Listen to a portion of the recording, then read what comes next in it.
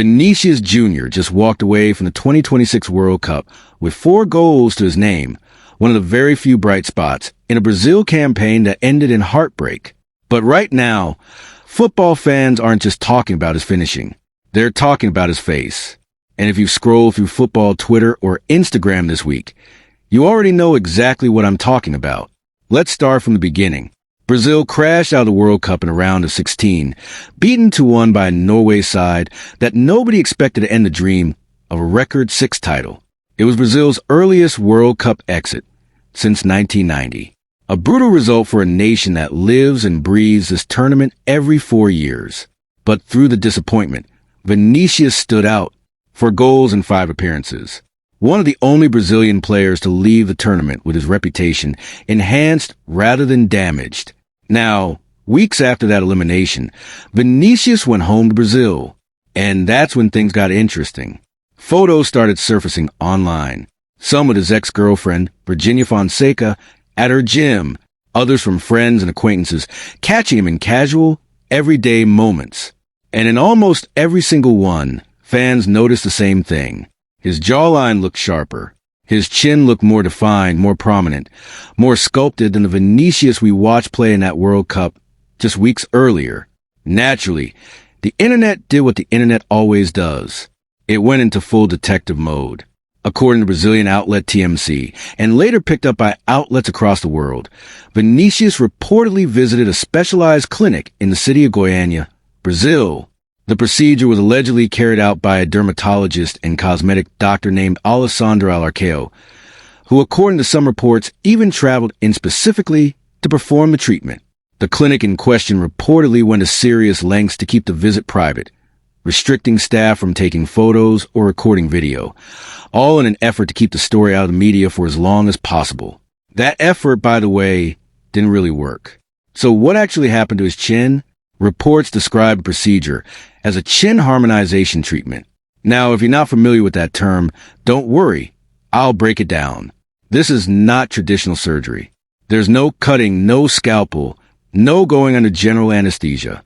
Instead, it typically involves injectable fillers, often made from hyaluronic acid, which are used to add volume and sharpen definition around the chin and jawline.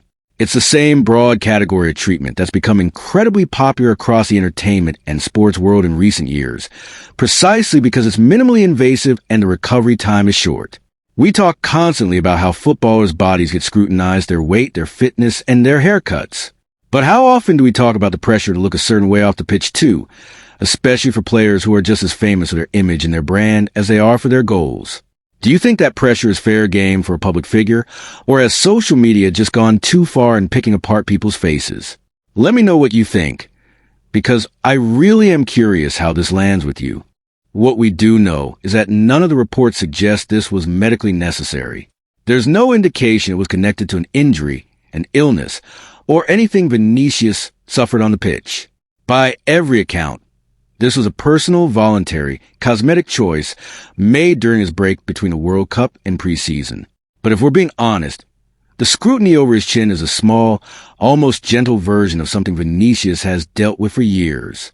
Because long before anyone was zooming into photos of his jawline, Vinicius Jr. was already one of the most targeted players in world football. Not for his looks, for the color of his skin. Let's go back to where this really started. Since joining Real Madrid in 2018, Vinicius has been on the receiving end of racist abuse over and over again across multiple stadiums, from multiple sets of fans, in a way that very few players in the modern game have had to endure. In January 2023, ahead of a match against city rivals Atlético Madrid, an effigy of Vinicius was hung from a bridge near the team's training ground.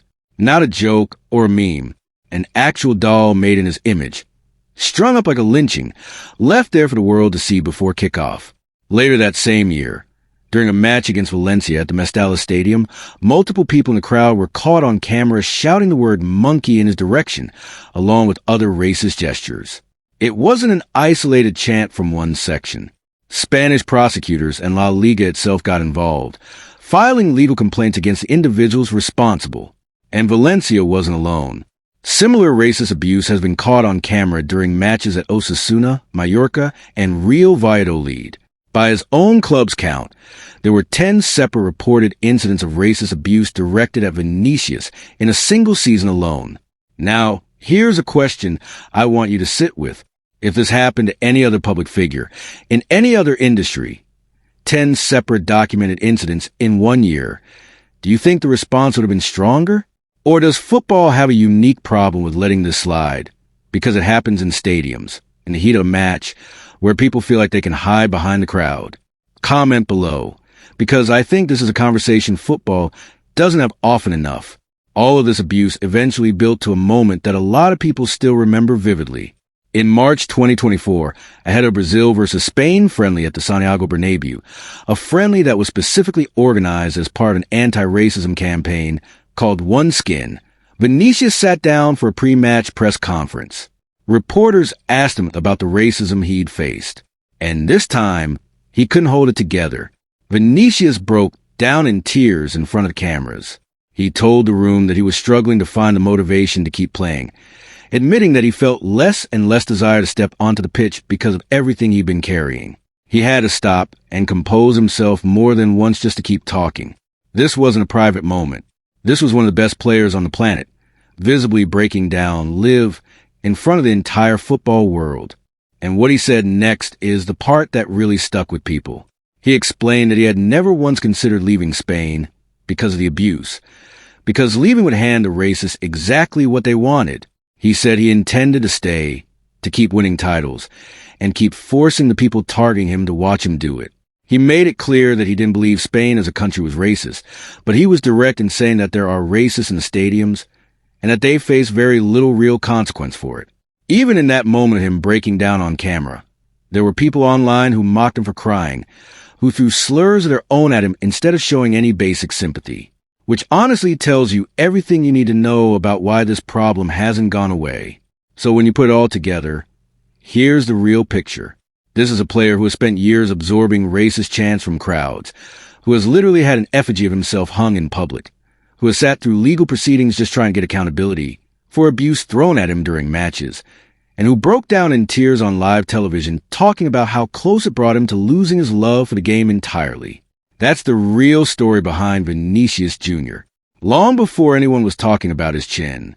So here's my real question for you today, and I want you to actually think about it before you answer. When people online jump straight to picking apart a black footballer's face or his appearance, do you think that's ever really separate from the years of racial scrutiny he's already endured? Or is it just the latest version of the same thing, wearing a different mask? I want to hear your honest answer in the comments. Not the easy one.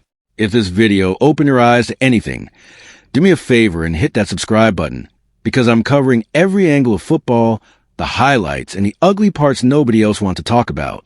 Drop a like if you made it to the end, share this with someone who needs to see it, and I'll see you in the next one.